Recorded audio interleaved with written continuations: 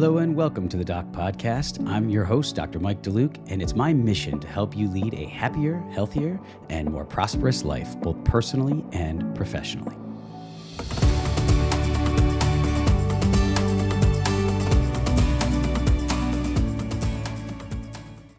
Hello, everyone, and thank you for joining me on this episode of the Doc Podcast. As you know, it is my goal to bring you a wide variety of guests who can help you achieve both personal and professional success. And in line with that philosophy, I have a great guest today who's going to be talking about something that impacts anyone whose place of business takes and accepts credit cards for payment. And that is how to save you money by lowering those annoying and costly credit card processing fees.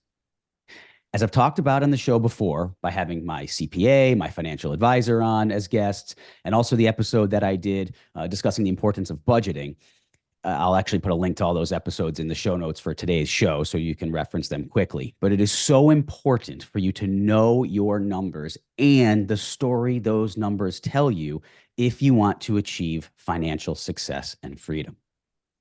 So what if I asked you, what percentage of your credit card transactions do you lose to fees each month? Could you tell me that number? Even come close? Or what if I asked if these fees change month to month or every 6 months or every year? So how often would you have to look at them or reevaluate them? Or what contract are you on? Or what if I asked if there's a way you could lower them and lower them and not change credit card processors at the same time in doing so? So if you don't know the answers to these questions, you are almost certainly losing tens of thousands of dollars every single year. And it's for that reason, and because I ran a practice for almost 20 years and I know how this works, I know the game and I know it's a challenge. It's exactly why I wanted to bring you today's guest, Mr. Matt Rej. Matt has been in the payment processing industry since 2015. And he's been involved with his current company, Merchant Cost Consulting, since its inception back in 2017. Merchant Cost Consulting, or MCC, is a cost reduction, optimization, and auditing firm that saves businesses up to 60% on their merchant services costs, often without the hassle, and this is important, of changing their existing provider, software integration or integrations, or bank or banks. We're going to talk much more about that in today's episode because that's something that I know is a pain point for people who want to make a change in this arena. MCC services allow clients to get the best possible cost savings with the provider of their choice, with the peace of mind that there is a dedicated team ensuring the pricing stays in place to avoid rate hikes, padded rates, downgrades, and or surcharges. MCC is also an endorsed partner of the AAO and their constituent chapters, Mary's List, and the Schulman Group. I would also like to note and mention that I have no ownership of or financial interest in MCC as a company. So with that, I would like to extend a sincere welcome to my guest for today's show, Mr. Matt Rej. Welcome, Matt. Mike, thanks for having me. I appreciate it. Yeah, you're very welcome. Thanks for coming on and talking about this. Yeah, as I said in the lead in there to the show, and as I was just explaining to the guests so that they understand what we're going to be talking about, this could sound somewhat boring, for lack of a better word, like, oh, credit card processing fees. And I think we almost think it's boring because the thought of even dealing with it, let's just be honest, sucks. It's not a fun thing to think about.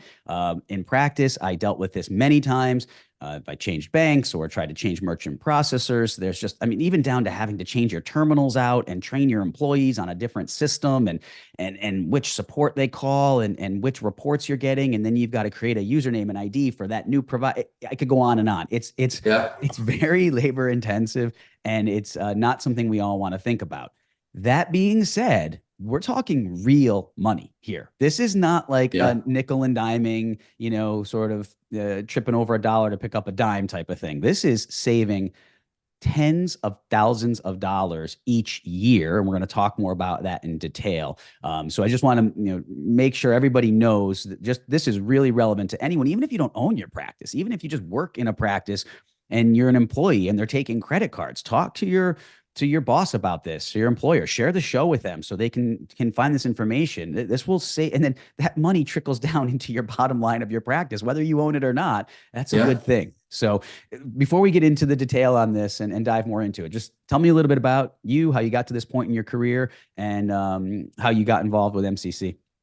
Yeah, so I'll preface this by saying you don't go to school to get into credit card processing. When I was in school, I actually went to get a business degree in supply chain management. Okay. One thing led to another. Like everyone, you don't know what you want to do when you graduate, right? Unless you have a direct profession, like wanting to be an orthodontist. Mm-hmm.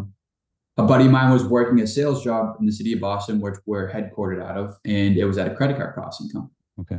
I know nothing about credit card processing at this point, obviously, but he said it's a good way to make money. It's a really cool office, young crowd, etc. So I took the job, and it was awesome as far as the environment goes. But as far as the industry, you learn very quickly how deceptive, for lack of a better term, that it is, right? Mm-hmm. As a rep, how you're compensated is the higher you set the rate on a customer, the more money you make in commission, right? Mm-hmm. And this is Very not with simple. MCC. This is like when you're with the traditional model. Correct. Okay. Yes. This is, all the credit card processing companies that you orthodontists deal with on a day-to-day basis. I was working for a very large one. And for legality's sake, I just won't say their name, Sure, but it was a understood. big Yeah. one in Boston. And yeah, the higher you set the rate, the more money you make, obviously. So we're taught to do that, right? But outside of just that, the really bad taste that was put in my mouth was the rate increases that were happening. Okay. So you'd set up a client, and 6 months later, they'd call you back and be like, Matt, what's this fee? What's this fee? What's this PCI compliance cost? I made those calls. Yeah. Not to you. I wasn't dealing with you at the time, but of course, yeah. Yep. Because you're looking at it, you're scrutinizing it, and you're like, this isn't what was told to me, or this wasn't what you thought you signed up for, right? So long story short, let's fast forward. Me and my two partners now drinking at a Christmas party, and in short, where many good things happen. Yeah, where all the juices start flowing. Right. Correct. And the idea was there's got to be a better way to do this. There's got to be a better way where we can bring more transparency to credit card processing, but not take advantage of the customer, right? So the idea came about from that to then create MCC. And that was, we can leverage our knowledge of credit card processing to help businesses reduce their fees without the hassle of having to change who they were using. Because we would get calls all the time, and we would have to go back and fix the pricing. And we could do that from our end as a rep, right? So that kind of just sparked the idea. And then as we did more research and found out, like, hey, this cost savings model is not new, right? How we make money, we take a cut of the savings, right? So helping clients reduce that, the fees without making changes wasn't necessarily a new concept, but that's how the inception of MCC began. Okay. And obviously it took off substantially because of all the pain points that you mentioned 10 minutes ago. All these reasons that piss you off as a doctor of why these rates are increasing, changing, being interpreted incorrectly. There's so many different costs, whatever. And that's kind of how we got to where we are today. Okay. So as a cost reduction firm, our goal is to bring transparency to payments, optimize fees, and lower them to where you pay as little as possible as you should based on the market, right? That's the goal. Yep. Okay, great. Thank you for laying that out. Before we get into some more of the details of how you do that, if you could kind of pull the veil back a little bit, since you've been in the industry for a long time, how do third-party processors profit so much from their customers or the doctors or the practice owners or whoever it might be? How does it work behind the scenes, and what's really going on, the part that we don't see? Yeah, so this is going to get a little technical, but just bear with me. And I guess this is probably like the boring part of credit card processing, right? But I'm going to try to make it as unboring as I can. So the long story short, if you go into your wallet, Mike, and you pull out your credit card or debit card, right, that you own, there are rates associated to those specific cards. They're called interchange rates. And long story short, those rates are passed along from the card brands and passed along to your credit card processing company. Okay. Card brands being like Visa, MasterCard. Correct. Okay. Yes. Yep. Or if you really want to get into it, if you have like a JetBlue Rewards card, or the Chase Sapphire card, or whatever, Amex Platinum card, that card issuer sets the rate. So if you're using a JetBlue card and it's through Visa, Visa has some say, but JetBlue's setting the interchange rate associated with that, Okay. Got right? it. Yep. That's how you get all the rewards programs Yep. associated with those specific cards. Okay. So those fees are passed along to the processing company. The processing company then passes it along to you, the merchant. Mm-hmm. In addition to that, the third-party processing companies then add their markup on top of it, right? So let's use a super basic example. Mm-hmm. If you have a credit card and the card itself is 2%, mm-hmm. you, me, the world, you can't change the rate of that 2%. It's passed along. But what you can manipulate is obviously the markup on top of the 2% that your processing company is hitting you with, right? And that can range. I mean, I've seen accounts where that 2% is passed along, and then the processing company is charging 4% on top of that 2%. I literally just spoke with someone the other day who's been on the show before in a different capacity, and he was telling me a story. I was telling him that I was going to be having you on, and he's like, "Oh my God, that's such a great topic," because I was just working with a customer who was happening to tell me they were going through this, and we looked at their numbers. They were doing a practice valuation, and he's like, they were like 5.25%. I think, or a little over 5% was their net of fees, and they helped, try to do some things to get them down. But yeah, it can get. I mean, I don't think people realize that we're talking, pretty big numbers here.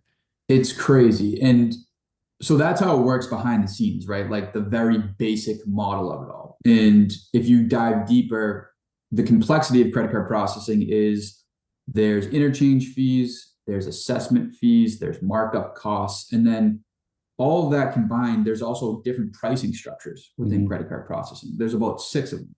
Some are good, some are terrible. But as a sales rep working for a credit card processing company, if you make the deal sound good, and obviously the customer thinks it's a good deal, it could be a terrible deal for you, but you would have no idea. We hear a lot of the times, oh yeah, I'm on 1.7%, Matt, and 25 cents a transaction for all the cards I take. That is like a telltale sign that they don't have good pricing because it's not realistic. You know what I mean? And it's a pricing structure within the industry. It's called tiered pricing, just for reference. But it's not competitive. And you end up, like you said, when you look at the total fees divided by the total sales of your practice, that's not going to come out to be 1.7%. You know what I mean? It comes out to 5, 6, 7%. And is that a quick way? Sorry to interrupt you for a second, but is that a quick way for doctors to figure that number out? I mean, if someone's just like, hey, how do I don't even know where to begin. I've got these statements. Sometimes I'd get these statements. They're sometimes came digitally in the older days were print, but they're 8-10 pages long of every type of transaction, and there's fees and it's so many line items. How do they, before we continue on the side of how the transactions work, how do they figure out what their fees even are? Yeah, so if I'm an orthodontist and I'm getting these statements every month, like you mentioned, yeah, right? You want to find the total fees that you were charged that given month, and you want to divide it by the total sales or collections that you ran in credit cards for that given month. And all that data will be on the statement. And that's a very easy way to determine, okay, what's my overall rate that I'm paying, right? And then obviously someone like us gets into the weeds of all those line items that you said. Yep. But super easy way to identify like what you're paying every month. And I'm talking about, like, we've seen practices 9-10% effective rate. That's what that rate is called, that they're paying. And it's like, if you're a practice doing $250,000 a month in just collections on credit cards, this doesn't include any insurance or cash or whatever, and you're paying 9% in fees, that is a crazy markup. It's over $20,000 in fees right there to accept payments. Yeah. Now, think how many employees you could pay with. I mean, that's $250,000 a year. If your average sort of mid-level employee is making $35,000, you could basically hire 8 people for your office. I mean, that's what I think people need to think about is this is real money. Sorry, I took you off track of the process where how these processors make their money and those fees that they see, and where in that step you guys ultimately come in. So you were kind of going through the stages at which the different providers set their rates and how that's all. So I mean, that's how, and it's in the US. So to backtrack a little bit, it's kind of like the wild, wild west. Like if you go to Canada, if you're an ortho practice in Canada or whatever overseas, it's a little bit more regulated. Okay. But in the US, it's like, hey, it's like capitalism. We'll set the rate as high as we can. And if we can get away with it, we'll get away with it. You know what I mean? And I think that's what also puts a bad taste in my mouth in particular of why it's so deceptive and why it Mm-hmm. should be, for a doctor as well. But with that said, like for us, we're going in and we're trying to decipher, okay, which fees are real, which fees are fake, which ones can we remove, et cetera, and obviously express that based on where the market is. You're going to get a lot of credit card processing companies that say, oh, if you have an integration with the software and you want to use our credit card processing, that you have to pay X rate, or like the market average is X. Okay. And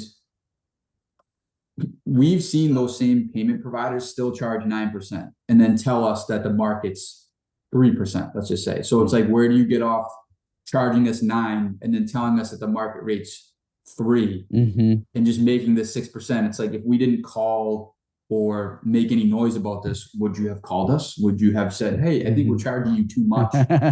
I'm guessing no. Yeah, it's just, that's not how it works. So that's how these guys make money. And the confusing part is that because there's so many pricing structures, because there's so many different line items, because the reporting for each credit card processing company that you use is different. It's hard to just like take a statement and compare it to someone else's statement with another processing company and identify what they're paying versus you. You know what I mean? So you can always use that basic calculation that I gave you, but it's super complex to just try to figure this out. And then let's layer on top of you running a practice. Right. So you have 100 other things that you're doing outside of just credit card processing. You know what I mean? Right. So that's the long-winded answer to your question of like how these processing companies make money. And to be honest, we get asked all the time, like, is there one better than the other? Yeah. And I want to be like, no, not really. Because at the end of the day, compared to the cable industry, here in Massachusetts, we have Comcast or Verizon. They both provide the same thing at the end of the day. So it's like, whether you choose company XYZ for processing or ABC, they're going to give you the same thing. One's not better over the other. One may try to give you better pricing if you were to switch, but it's introductory pricing. It's going to increase. Yes. And is that something that happens a lot? Because I feel like when I was renegotiating at one point years back, I felt like I would call and then I had to read the fine print where it was like, oh, this in 6 months it goes to this, in a year to this, and then in 2 years. And is that normal? Is that what they're typically doing?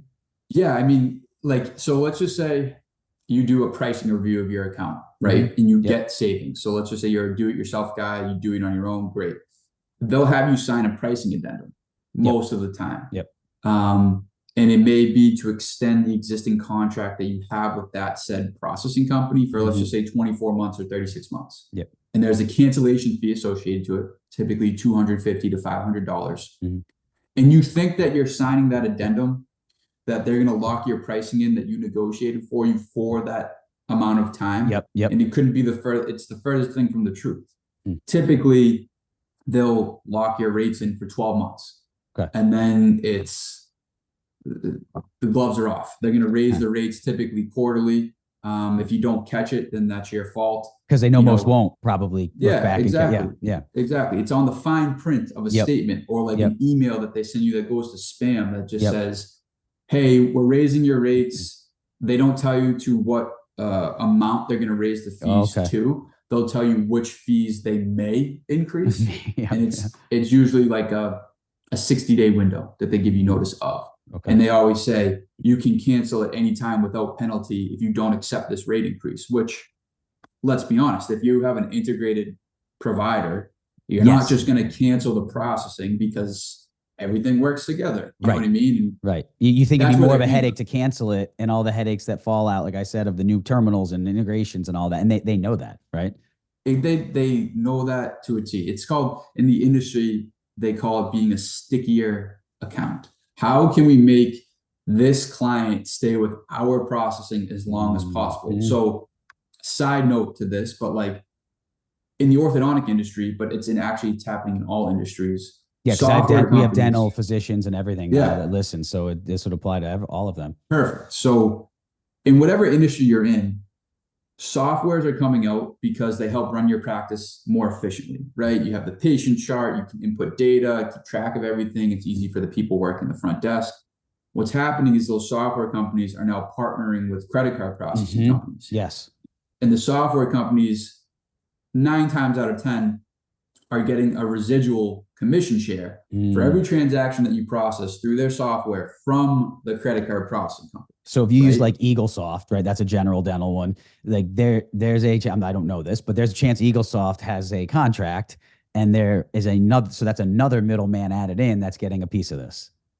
Correct. EagleSoft is making, and again, for legality's sake, I don't know, but let's just say in theory, the software company partners with the credit card processing company. Yes, they make a residual commission. So like they don't care what your rates are. You know what I mean? Right. They're just happy you're using their software, and their software costs as well. Like you pay hardware to get, the point of sale or the software that sits there, or you pay like a monthly subscription fee in addition to the credit card processing stuff, whatever. So the reason I'm explaining this is because that creates a stickier account for you, or for the processing company, because they know you're not going to leave.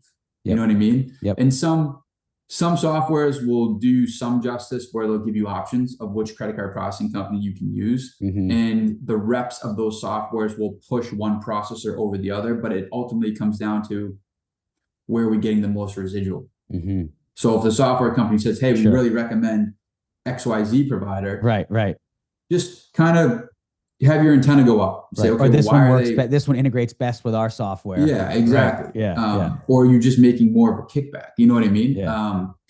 And I think a lot of doctors know that, but again, this is boring stuff. Right. We're really getting into the weeds of it, and it's like, but if you peel it back and you're like, I'm being charged $20,000 a month in fees.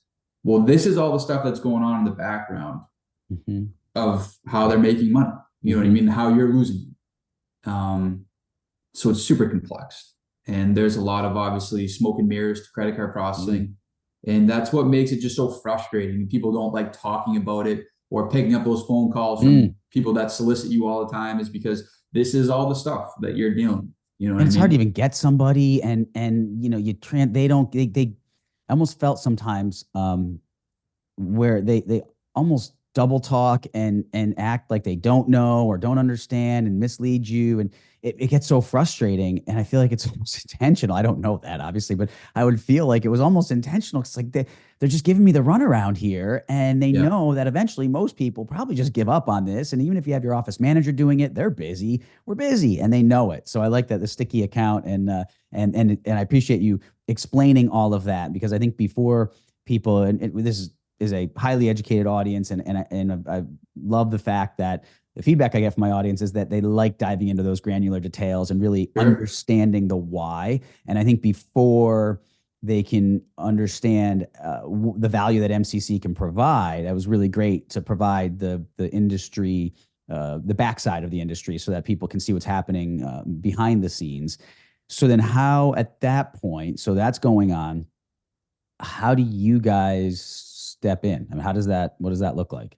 If you have questions about a clinical case, or maybe a challenging practice management issue, or maybe you're a new doc who's starting a practice and doesn't know where to turn for advice, Doc's private one-on-one coaching platform is here to help you succeed in all these areas and more. Just go to theorthocoach.com and select coaching from the menu to enroll. And now back to today's podcast. So for us, we do like free analysis, right? Which all credit card processing companies are going to say that. And it's true, right? Because ultimately what we want to see is, okay, well, what are you priced at? Can we even help you? Like, this is from an MCC standpoint, right? And if we can, how much help can we actually offer you from a dollar perspective? You know what I mean? Credit card processing companies will do the same thing, because they want to see what you're priced at, and they need something to entice you to switch. So outside of a technical integration, the only reason you're going to switch is because there's savings involved. Otherwise, why else would you? You know what I mean? Right. So let me give you their side, and then I'll give you our side, right? So as a credit card processing company, they're going to entice you with savings to switch. But if you already have poor pricing, they may still offer you poor pricing, but it's going to be a little bit better than what you have. Little less poor. Yeah, a little less poor, right? And that's why they want to look at your statements. Why we want to look at your statements is, okay, and I'll preface this by saying we can't help everyone. So that's also something to keep in the back of your head, right? We want to see where you're priced at. How much value can we bring to you by reducing the fees down to the bottom line, right? and we can present that savings or that range rather of what we think we can achieve for you. And again, this is obviously without making a change. You don't have to switch to achieve these cost savings. You know what And I mean? this is just by looking at statements, like they would the Yeah. doctor would just provide you with a X number of months of statements, and you can Yeah. all that.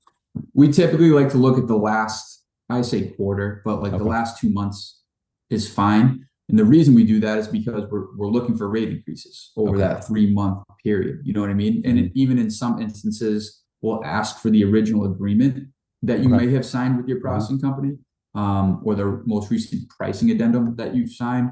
So we can see, have they increased since that time and by how much? Because in some instances, we can go back and get refunds or whatever it was that they overcharged. You know what I mean? So that's how we step in first, is doing that initial audit with the doctor and presenting findings, if any, or a range of what we think we can do based on who they're using, metrics of their business. So at the very least, someone has nothing to lose by having you do that, just to get, because that's free to them, to the office, to the practice.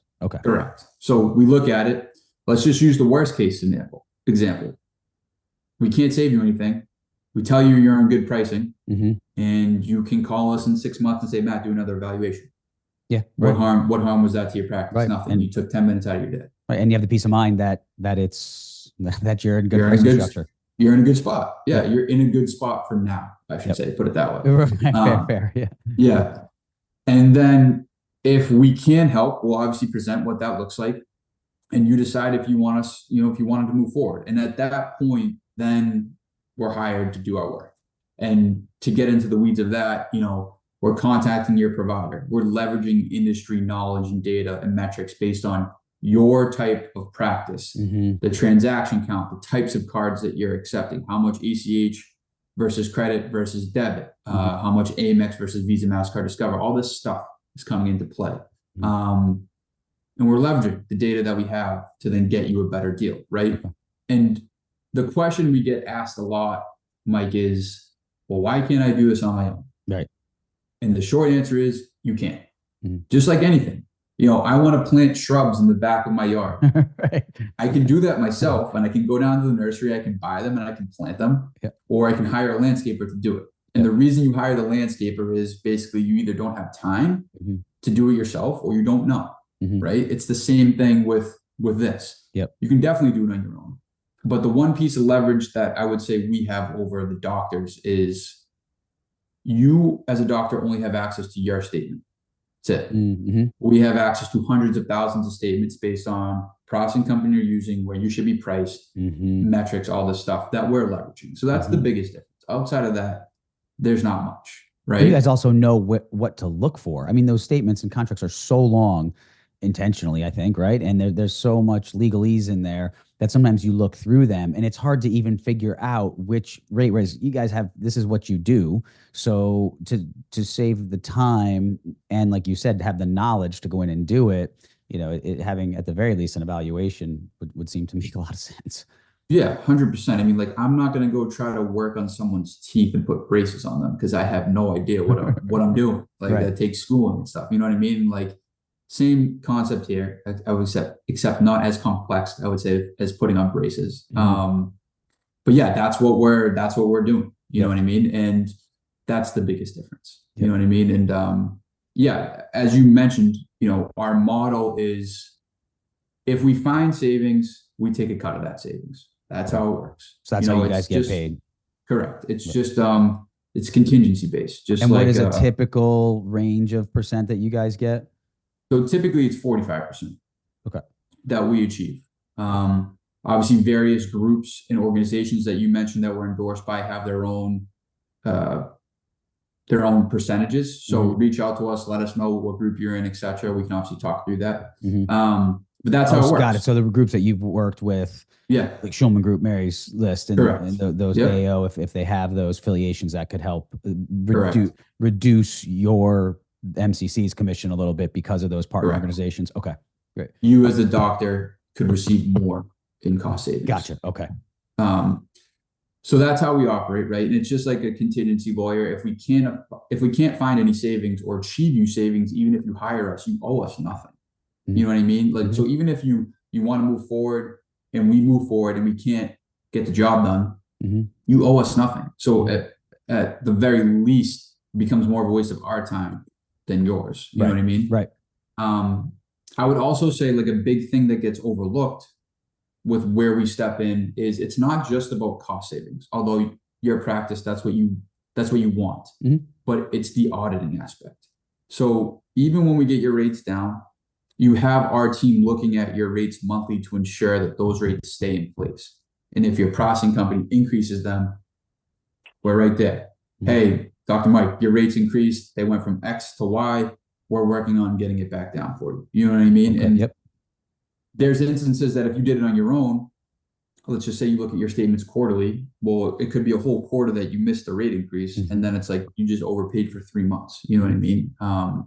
That's another thing that I think gets overlooked with this whole thing of it's not just about getting savings, it's keeping those savings there.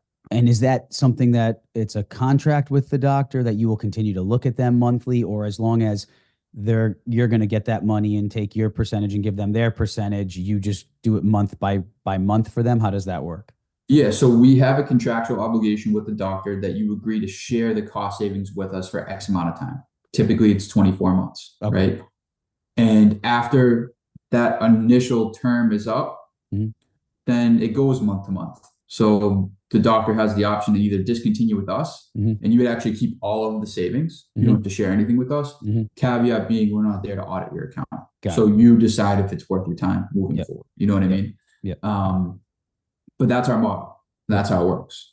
Yep. Yeah. I think some people would hear 45% and say, wait, you're taking almost half the money. I think it's important to realize, and again, I have no financial interest in your company, but I think it's important to realize they're then getting 55% of a dollar they didn't have. So like it's important to put in perspective, like, you know, because people think commission fees are, 5%, 10%, whatever the case might be. But that's how you guys make your money. You're in business to do that. And if you're putting almost free money back in the doctor's pocket with them having no work involved, I think it's important to keep that in perspective for people and not get so focused on the number. So for that, just to review, you have a 24-month contract. You would go in, you're analyzing, and you and your team are analyzing the data monthly and making those phone calls or emails or whatever you have to do on the back end that the doctor doesn't have to be part of, so that you can maximize the savings. And your incentive is the more dollars you can save off that bill, that margin that you can cut, the more money you guys make as well, right? So you're making more for the doctor, more for you. So that's your motivation. Selfishly, I want to save you as much as I can, right? Because that's how we're compensated. Right. Yeah. Okay. Let's talk a little bit about PCI, because that was such a challenge. I mean, man, that was just a headache. So do you guys help in that arena? How does this work? Is this all PCI compliant when you have you guys MCC as a middleman? Maybe just talk a little bit about that if you could. Yeah, so we help your team become PCI compliant with how you're basically storing and accepting credit cards. So to your point, right? Like PCI stands for Payment Card Industry Standards in compliance. Mm-hmm. So when you guys accept a credit card, you're essentially not just writing that credit card information down and then storing it in a file cabinet of your customer, right? Mm-hmm. Which some people do. If they're hearing this, there may be some that hear this and do that. You would not be PCI compliant. And I get that. But it's there to basically mitigate fraud happening on your account, right? And all credit card processing companies make you become PCI compliant. And if you don't, typically there's what's called a non-PCI compliance fee that you are charged, right? So you have a PCI fee, which is just a fee passed along to you from the credit card processing company. It's typically like $120 a year. Most processing companies will mark that up. So you'll see a monthly cost for that. Yep. And then if you are not compliant, there's a non-compliance fee in addition to that, that you were hit with. And that can range anywhere from $20 to I've seen $225 a month for non-compliance. And the reason it varies is just because it's markup, right? You know what I mean? Yeah. And I would be willing to bet that if people go check their statements after they hear this, I would be willing to bet that a large number of them have that non-compliance fee on their statements. 100%. I would actually be willing to bet like 7 out of 10 doctors listening to this would have a PCI compliance fee on them. Yep. The non-compliance fee. The non-compliance fee. Yeah. I'm sorry. And there is some truth to it. Like you do need to take credit cards and store the information correctly because you don't want to be the one or the reason that a customer's credit card information was stolen. Mm-hmm. You know what I mean? There is Sure. some truth to it. Yep. But I think that it has now just become more of a money grab for a lot of payment processing companies. They'll tell you, oh, we have a PCI compliance specialist. You can reach out to our team. We can walk you through it and help you be compliant. But even in doing so, which is super difficult to get to that point in the first place, right? Because people don't even know there's a compliance team with the processing company. And it's not super easy to do it. That's my point. I would have to dedicate like a part of a morning that I wasn't with patients just to go through the question. There was just page after page after page in this document of questionnaires on this online document. And then you have to do a router test and the security test of your facility. My IT guys would have to get involved sometimes I mean, it was intense. I mean, it was a big process. And so let's just say you get over the hurdle of getting to the compliance team to help you with this, right? Then it's like, to your exact point, if you answer one of those questions wrong, or you do something incorrectly about how you're PCI compliant, then you're not compliant. And then you don't really know how to fix it. You know what I mean? It's just, this is how we do business. What do you mean we're not compliant? You know what I mean? And that's a lot of stuff that we will help with to coach you through of how to do it correctly. And that's no additional cost to the consumer. That's part of your services. Okay. Because we're trying to remove the non-compliance fee for you. You know what I mean? We're trying to help you be compliant so that you're not charged that cost. Got it. But yeah, it's a super big headache. And this kind of goes with PCI compliance, but there's also things called auto enrollment fees. Okay. So to your point, I would be willing to bet that 7 out of 10 doctors, when they go after hearing this to look at their statement, they're also charged a monthly fee that's called auto enrollment.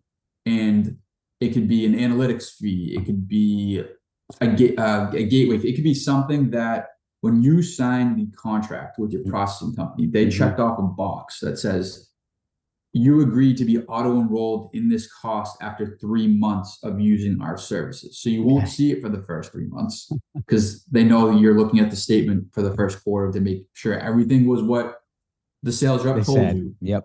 On month 4, they hit you with this additional monthly fee for whatever, $20 to $50 a month of, they'll call it a value add, an analytics tool that helps you do reviews and I don't know, look at your client data, whatever.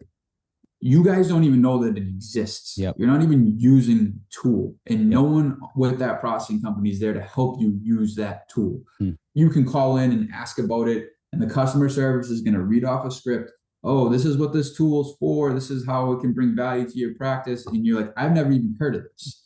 That's another thing that you can remove, being unenrolled from that thing. And to come full circle on that, when I was at the processing company where I originally started, $20, company.com was what it was called. I couldn't even tell you what company.com did for my merchants, but it was being auto enrolled. I shouldn't laugh, but man, it's crazy.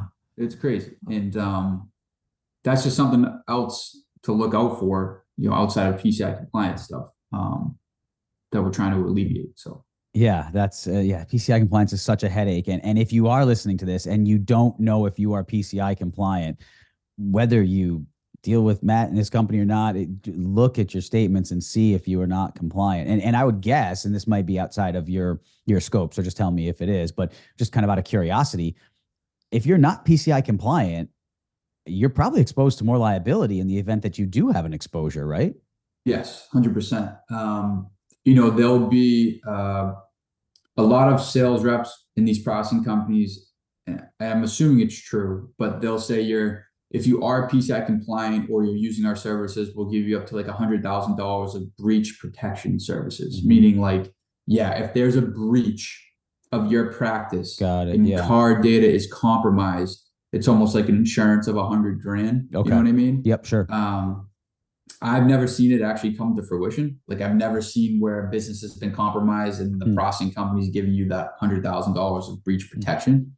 But that's what they'll tell you in some capacity. But yes, you are not being compliant. If an issue happens, processing company can be like, well, you weren't storing card data correctly. This is what happens, and we're not liable to help you with or pay for any damages. You know what I mean? That comes out of your pocket.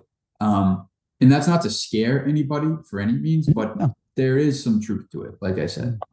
Yeah, no, it's something that they need to be aware of. And these are all those little things that seem like nothing until there's something, right? These are the things that Correct. you don't even know. Yeah. It's like what, and then all of a sudden you have some incident with a team member, or something happens with a credit card and a processing, and you think you're doing everything right, and then you go, well, we're doing everything right, and then you find out you're not PCI compliant, Yeah. and you have a mess on your hands. So that's just another way that you guys can help out, which is good. When you're Yeah. saying that there's some docs you can't help, what is a typical practice? Just because they've got a good, I know you could potentially help because it could change going forward. So having you keep an eye on it would be valuable. But beyond that, when you look at a statement, I guess I should back that up. How often does that happen? Like, what percentage of the time do you look at someone and say, "Oh, doc, you got this. This is actually really solid. We'll keep an eye on it." And of that, what are they doing right?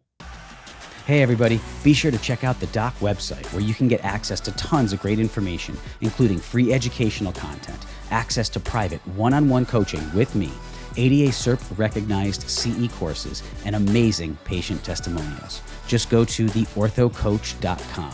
That's theorthocoach.com. And now back to today's episode. I would say 3 out of every 10 doctors that we look at, we can't help.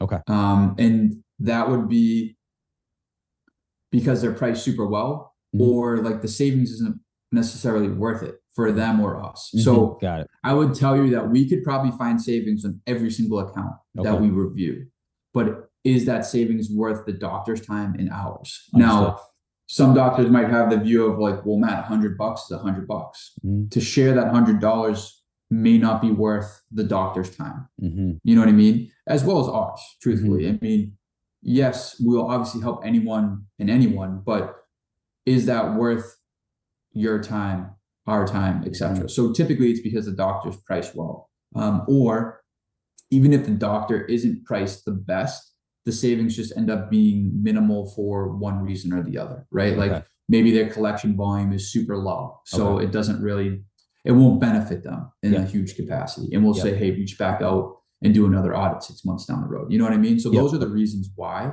that someone wouldn't go with us, or like we couldn't help them. Yep. And what if they're part of a bigger organization, like a DSO or an OSO, that they don't get to make this decision? Would they pass your information along to them? How would that work? It depends on how they're structured with the DSO or an OSO. So we work with a ton of them, actually. And let's just say the DSO has 60 practices under their umbrella. Depending on how that DSO is set up, is we can, yes, go to corporate with the DSO and negotiate a contract for all of the entities that fall under that umbrella. If they're all using the same processing company. Now, typically when a DSO acquires a business, if they're not on the practice management software or the processing company that the DSO has a contract with, then it's like, well, if they're switching them over to that stuff, they'll probably go on the master agreement that's been negotiated, or that we've negotiated for that DSO. Or if the DSO is set up where, they acquire the practice and each practice still uses their own operations as far as credit card processing, then we'll go in individually for each practice of a DSO and do that. So the answer is it depends. And to kind of the points we talked about in the podcast, switching in the orthodontic industry is super difficult. So if a DSO has like a partnership with Cloud9, let's just say, and they acquire a business that's using EagleSoft, like you said, that change for that practice is going to be a super big headache. And the DSO sometimes just doesn't want to touch it. Like I don't want to cause any more friction. Just keep running the operations as it is, and we'll look to reduce costs elsewhere. Okay. Long-winded answer to your question. No, that I appreciate that. That actually makes perfect sense, and that's really good that you do work with them as well. Because I know some docs are sitting there thinking, I probably should have brought it up sooner. Because there are some docs who, if they were listening in the beginning, might think, hey, this doesn't apply to me because I don't make those decisions because I'm part of a bigger organization. But you could certainly pass the information along, and then again, it benefits the whole entity, of which if you're partnered with, you have a stake in. So you're cutting the overhead, and it gets down to what I said in the beginning of, this is real money. right? I mean, even if you save them, let's say, you save them $20,000 a year, right? Let's just say not instead of a month. If they're getting 55% of that, they're getting over $10,000, right? To just extra. I mean, for not doing anything. So even if you don't use Matt and his company and you want to do it on your own, I think one thing I would really hope that the audience will take out of this is look at those statements, figure it out, make sure you're not getting taken advantage of. Make sure if you signed on a year or two ago that they haven't jacked up all the rates and changed all the terms, and run that number to get your, divide that net of fees, your total fees by what you brought in that month. Just figure out what that percentage is. Now, is there a percentage that you would say is pretty good? Like if somebody's like, hey, Matt, I ran that number and I'm 3.1% or I'm 2.8% or I'm 4%. Is there a range that's acceptable? Yeah, in the healthcare industry, I would say that if you pay like 2.2 or less, you're priced super competitively. Okay. And still worth reaching out because Mhm. there could always be an opportunity. When I say that, that's typical, but there's instances where we've gotten doctors down to like a 1.7 rate total. Okay. So it just depends. But yeah, if you're priced at 2.2, have some peace of mind that like you're doing okay with Okay. that. Okay. That's good to know as well. Can you give some stories of some, obviously not with names, but and practice names or doctor names, but some examples of times you went in and did this and it worked, and real numbers of what you were able to save people? Yeah, I'll even just use like an example of what I'm dealing with now. I'll leave out names of businesses and processing companies. Mhm. Thank you. But the short of it is this doctor, it had 12 locations based in California. They used an integration with the practice management software, a well-known one. Mhm. And they also used a well-known processing company that I think that if all the doctors were hearing this, they could probably piece together who it was, Mhm. from a software perspective and a processing perspective. Mhm. But they were paying collectively, I think it was like 5.3% Wow. effective Wow. across all 12 of their locations, Wow. It's a right? big number. That's a big number. As Mhm. a orthodontic practice that's doing $1 million in collections of credit card processing per month, that's a big number. Mhm. So we go through our process. The negotiations took about 45 days from start to finish because it Mhm. was such a large practice. And that's the negotiations with you and the processors, not with you in the practice. Correct. Yes. So Yep. practice hires us, and then we start negotiations with the processing company. It took Yep. about 45 days. Okay. And a lot of things that we pointed out to them were not only that markup that we were talking about at the beginning of the podcast over the cost of the cards, Mhm. but this processing company in particular was marking up the interchange rates Mhm. that should never be padded, but they were Mhm. by an additional 0.5%. Mhm. So you had the markup, the interchange rates, and then a padded rates on top of interchange Mhm. that we were able to identify. And that alone just created 0.5% in cost savings. And then Mhm. obviously we worked on the PCI stuff, the auto enrollment stuff, and then the markup of those processing companies. Now, excuse me, of those rates. Now with this in particular client, each practice had different pricing, which you'll find. So if you're like a multi-location practice, Okay. Yep. you'll get a statement that has it's called a merchant statement, obviously, with a Mhm. specific ID Mhm. for each location that you have. Yep. Yep. In this particular case, the 12 locations all had different pricing. So nothing was uniform, which you'll find a lot in this. And it could have been as simple as, they started out with 3 practices, then they grew to 12, and Yep. every time they added it, they got a different contract. You know Sure. what I mean? Yep. And the pricing was different. So when we do that audit, we want to put you on uniform pricing for all of your accounts. So Mhm. that was something that we were able to adjust and fix so that they knew every time they look at a statement, doesn't matter what location, it was priced the same, Mhm. right? So that's a big thing. And in that particular case that we're able to fix. And not all of the accounts are PCI compliance. They weren't all being hit with the non-compliance, but the majority of them were. So that was fixed. Mhm. Same thing with the auto enrollment cost. It was an analytics fee for $45 a month that each location was being Oh charged. man. So whatever, 45 times 12, whatever that number comes out to Yeah, over be, five hundred it's dollars, right? yeah, $500. Just gone like that per month. So right there, that's $6,000. You know what I mean? So Mhm. that's an example. And it doesn't matter, if you're a new business that just acquired the practice from the older generation, if you Mm-hmm. will, Mm-hmm. or if you've been in practice for 25 years, it does not matter. Mm-hmm. Um, we're always able to do something. So like that's a good example. And I wish I could give names, but I just can't. No, Um, understood. About how much do you think in the end that you're going to save them in a year it was significant, probably like over 75 grand in savings for that specific account. You know what I for mean? that account? Yeah. Um, So, and and the that's rate, cumulative. That's every year. And potentially yeah, now that it's not going to keep going up, those rates might have gone up. That money might have gotten more for them each month or each quarter, whatever their correct. processors were changing it on. And now they're going to be able to maintain it. So you're talking, I mean, that's real money. I mean, think of what that 12 location practice can do with an extra $75,000 a year. I mean, Yeah, and maybe on like $1 million of collections, that's 75 grand. It's hard money, but they may look at it and be like, yeah, it's great, and have that mentality because they're such a big practice. right. But there's plenty of practices that we've saved that same amount of money that do not have 12 locations, that do not do $1 million in collections, much, much less. And Mm-hmm. that $75,000 goes a much longer way, Mm-hmm. for that individual. So it just depends. But that's a big example of what we've done. So And so it's not unrealistic to think that somebody could save, let's just say your average practice doing average volume, let's say it's a 1 or 2 doc office. I mean, you could help put an extra, I don't know, 20 grand in their pocket in a year is not an unrealistic number. I would say, no, it's not unrealistic. I would say the average, and I actually have these numbers, is like $1,100 in savings that the doctor would get to keep. So that's not total savings because I'm incorporating our take, but $1,100 per month Per month. I say, that okay, they per would month. get to Yeah, there take. you So go. it's almost like So 13 grand in yeah, savings per year yep, on per average. year. Yeah, and that's you can pay a lot of bills with $13,000.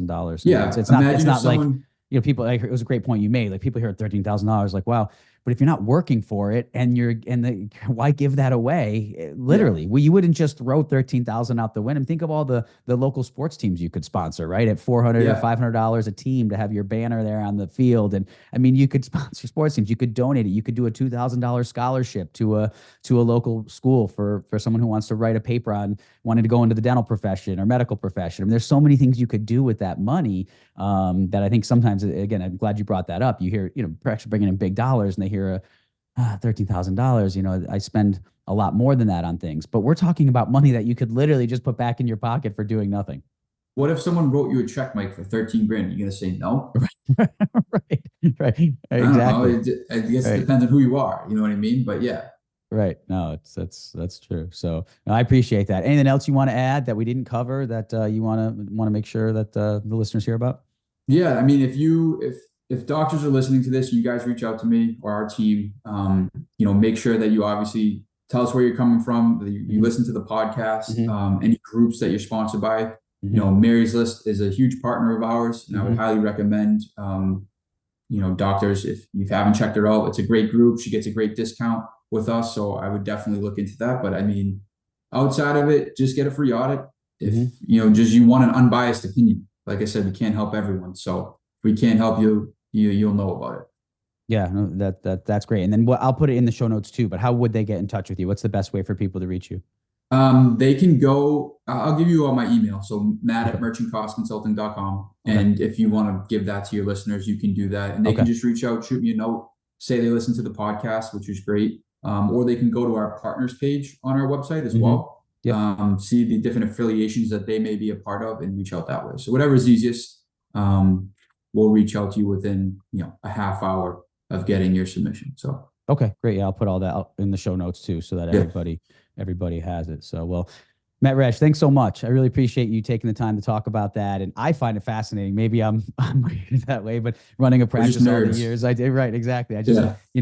I really I try to put forth to my audience the way that I lived my practice life and personal life as far as budgeting and finance and it's so important that you're aware of every dollar coming in and out, and not that you sit there every day and obsess over every dollar, but you have to understand where your money's going, where it's coming from, and how to use the best resources that are available to you to maximize that gap and that margin. And so this sounds like another way that people can certainly do that. So I really appreciate you coming for what you guys do and for coming on and sharing it with the audience. Yeah, no, Mike, thanks for having me. This was great. And hopefully we can bring some value to listeners. So Yeah, I think we definitely will. Thanks so much. And if you're out there too hearing it and maybe you don't own your practice, but you have a friend or colleague who does, share the show with them, let others know, pass this along. Because at the end of the day, there's definitely people who can certainly be helped by it. So thanks so much for coming on. Appreciate it. thanks, Mike. Appreciate it. All right. Bye. Thank you for watching this episode of the Doc Podcast. Be sure to visit theorthocoach.com to get access to ADA CERP recognized CE courses or to schedule a private one-on-one coaching session with me. And remember to join the Doc community on Facebook for more great content designed to help you succeed both personally and professionally. Just go to Facebook, search for the Doc community, and request admission into the group. You can also find Doc on Instagram at @theorthocoach. And always remember, you have been blessed with the ability to do amazing things.